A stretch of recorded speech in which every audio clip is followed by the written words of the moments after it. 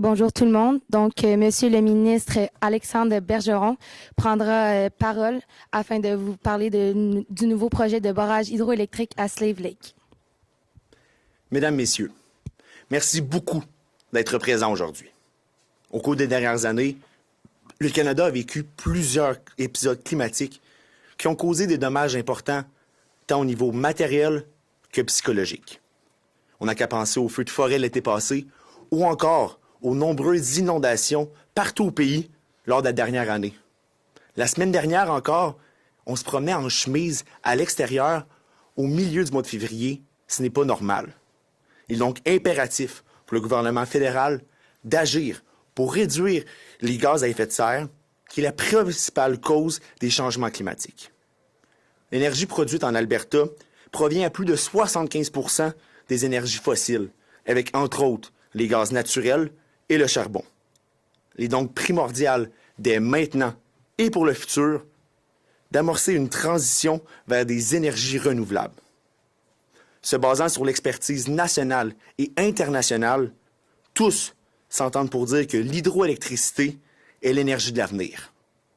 Aujourd'hui, c'est avec une très grande fierté que le gouvernement fédéral vous annonce une entente historique au niveau environnemental avec l'Alberta. Nous annonçons aujourd'hui la création d'un barrage hydroélectrique à Slave Lake, en Alberta.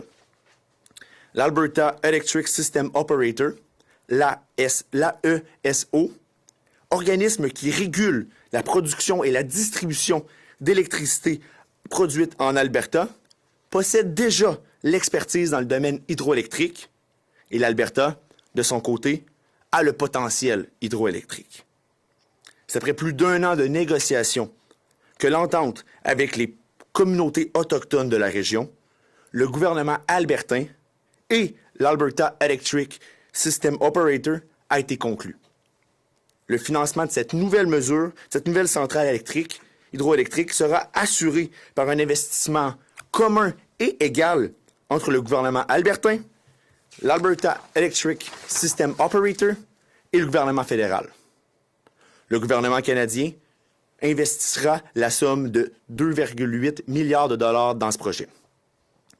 L'ASEO sera maître d'œuvre du projet et aura la responsabilité de mener à terme les études pour financer ce projet et ainsi choisir le meilleur type d'équipement pour minimaliser les impacts environnementaux lors de sa construction.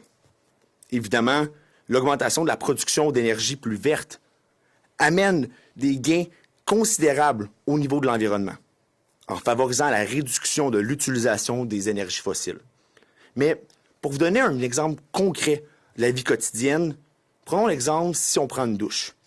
Prendre une douche avec de l'énergie produite par le charbon, eh bien, vous émettrez jusqu'à 1,5 kg de CO2 dans l'atmosphère. Alors qu'avec l'énergie verte, comme l'hydroélectricité, vous ne ferez presque aucune émission de GES dans l'air. Donc, en réduisant l'utilisation des énergies fossiles, on vient réduire la production de GES dans l'atmosphère et ainsi améliorer notre qualité d'air au Canada. Aussi, lorsque le projet final sera présenté, nous avons mis comme condition que s'il y a des impacts négatifs sur les bandes riveraines du lac, qu'il y ait un programme d'aide aux municipalités locales afin d'augmenter l'accessibilité des citoyens à des espaces verts de type parcs ou encore des jardins communautaires. Bien sûr, cette entente avec l'Alberta est un premier pas pour notre gouvernement dans la transition vers les énergies vertes. Les discussions sont présentement en cours avec différentes provinces canadiennes pour le développement de projets d'énergie renouvelable comme celui-ci en Alberta. Dans un seul objectif, maintenir le cap de la neutrocarbonité au pays pour 2050. Merci beaucoup. On va maintenant passer à la période de questions. On aura juste seulement 5 minutes, donc soyez brefs dans vos questions. Vous aurez droit par intervention une question et une sous-question. Puis, je vais vous pointer, puis nommer votre média, puis votre nom lorsque je vous pointerai.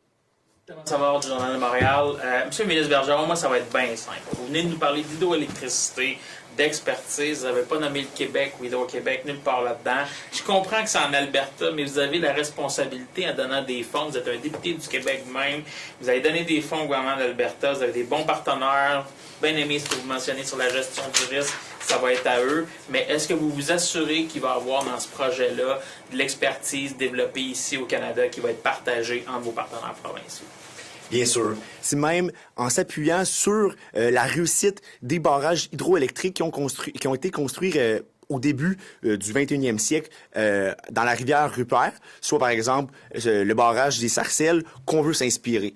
Ça a été des réussites étant donné qu'on a maintenu les écosystèmes en place et qu'on a produit beaucoup d'électricité verte. On s'est assuré donc de garder un écosystème qui est bon sur place, un écosystème, on a protégé les poissons par exemple, et en plus de ça, on a amené beaucoup d'électricité pour les Québécois. C'est donc vraiment bien sûr, on s'appuie des réussites partout au pays afin d'amener plusieurs autres réussites dans d'autres provinces du Canada.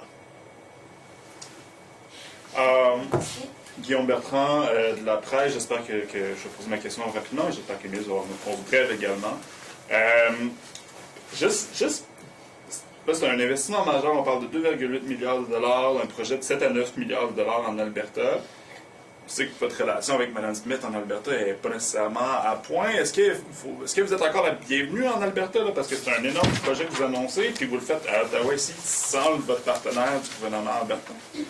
Comme qui a été mentionné, c'est une entente qui a été travaillée depuis plus d'1 an avec le gouvernement albertain, entre autres. Vous êtes encore le bienvenu en Alberta, étant donné les relations avec le gouvernement albertain. Comme je dis, c'est une entente qui a été négociée, travaillée avec l'Alberta, afin que toutes les différentes parties prenantes du projet soient contentes et satisfaites pour le projet. Et c'est pour ça que, justement, on a fait nos devoirs. Ça a pris 1 an pour remettre l'entente, mais après cette année, on est confiant de dire que chacune des parties prenantes dans le projet, eh bien, est contente du projet et veut aller de l'avant avec celui-ci. Merci pour votre question. J'ai pas eu ma sous-question, excusez-moi, j'ai pas eu ma sous-question. J'imagine que la réponse, c'est non. Puis juste pour clarification, le 2,8 milliards de dollars, j'aimerais savoir quel fonds exactement que ça provient du gouvernement fédéral. Les fonds seront annoncés vraiment sous peu avec dans une prochaine conférence de presse avec le ministère des Finances, mais bien sûr que c'est des fonds du ministère de l'Environnement, étant donné qu'au Canada, c'est important de protéger notre environnement, c'est important d'accentuer nos transitions vers des énergies plus vertes. Monsieur le ministre Gabriel Bernard du Devoir, c'est quoi le pourcentage d'énergie produite en Alberta qui provient des énergies fossiles? Pour l'instant, ce qui provient des énergies fossiles, c'est plus de 75 %. Une prochaine enquête sera faite en 2024, au printemps 2024, afin d'avoir les chiffres plus précis. Mais selon nos dernières enquêtes, c'était plus de 75 %. On atteignait le 80 % environ, soit avec le charbon et le gaz naturel. Ma sous-question est la suivante. Une analyse économique l'indiquait que le droit d'utilisation de l'eau en aval coûte trop cher. Donc, les pétrolières qui ont les terrains ne voulaient pas nécessairement les vendre. Ce qui se dit des experts, c'est que le 2,8 milliards que vous annoncez aujourd'hui est peut-être déguisé par une réduction via la péréquation et un rachat de parts des entreprises pétrolières. Est-ce que vous trouvez que c'est une bonne idée d'acheter une compagnie pétrolière pour faire la transition et prendre le risque alors qu'eux n'auront rien à perdre en termes de dividendes pour leurs actionnaires? Comme j'ai dit, c'est une entente qui s'est faite avec le gouvernement albertain. Ça a été vraiment dans le mandat du gouvernement albertain de trouver terrain d'entente avec les différentes pétrolières, ce qu'ils ont réussi à faire. Il faut comprendre aussi que notre objectif au ministère de l'Environnement, eh bien, c'est d'accentuer notre transition. En faisant ce barrage hydroélectrique-là, on accentue notre transition vers des ressources vertes. On parle de 2,8 milliards, mais le rachat du droit d'utilisation de l'eau en aval, il vaudrait, selon une enquête de mes précieux collègues du Journal de Montréal, plus de 25 milliards de dollars. Donc, est-ce que là, dans le fond, avant d'aller en campagne électorale, vous annoncez 2,8 en se disant « Ah, la facture on ira après, puis c'est pas grave ». Non, vraiment, dans l'entente ici, le gouvernement fédéral s'entend pour 2,8 milliards de dollars et n'assumera pas les coûts supplémentaires. Bien sûr, s'il y a des imprévus de plus ou des péripéties de plus, on est toujours en collaboration parce que notre but est d'accentuer les transitions vers les énergies vertes. Donc, on veut aussi aider les gouvernements et l'Alberta Electric System Operator à transférer vers les énergies plus vertes. Donc, il doit y avoir, par exemple, d'autres rencontres qui doivent être faites à ce niveau-là, on va faire nos devoirs et elles seront faites. Donc, on annonce une subvention au transfert au gouvernement Alberta. On avait seulement 5 minutes. 25 milliards qui va rester. Je veux dire, la facture, il faut que quelqu'un la paye. Là. Merci beaucoup pour votre question et pour votre temps. C'est tout le temps qu'on avait. Ben, là, Est-ce que vous pouvez juste reposer la question dans ce cas-là? mettons, là, je veux dire, 2,8 milliards pour acheter les infrastructures, c'est super bien. Ça fait des années que les experts demandent ça. 25 milliards de responsabilité fiduciaire du gouvernement albertain, il va se compenser comment? Bien sûr, encore là, on arrive avec un projet pour le barrage hydroélectrique. Il nous reste du travail sur la table. Il nous reste du travail à faire sur la table, mais c'était déjà un bon premier pas, ce projet-là. Et toutes les discussions pour aider le gouvernement albertain ensuite pour ce rachat de ces terrains-là seront encore faites. Vraiment, ce que je vous annonçais ici, c'était notre entente pour le développement du barrage hydroélectrique à Slave Lake en Alberta. D'autres rencontres seront faites, par exemple, avec le ministère des Finances et le gouvernement albertain à ce propos-là.